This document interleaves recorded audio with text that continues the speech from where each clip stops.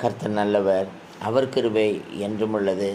என கருமையான தேவஜனமே, தேவனாகிய கர்த்தர் இன்றைக்கு நம்மோடு கூட இடைபடுகிறார்.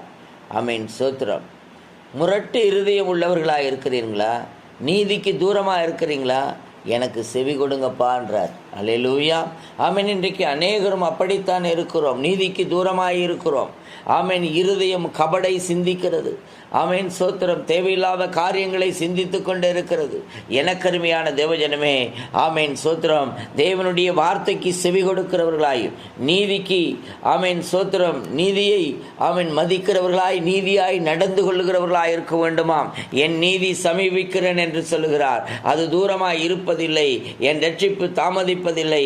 நான் என் சீயோனில் ரட்சிப்பையும் இஸ்ரவேலுக்கு என் மகிமையும் ஆமீன் கட்டளையிடுவேன் என்று திருவுளம் பற்றுகிறார். எனக்கருமையான தேவஜனமே, கர்த்தருக்கு காத்திருங்கள், இருதயம் ஸ்திரப்படுவதாக. ஆமேன். God bless you.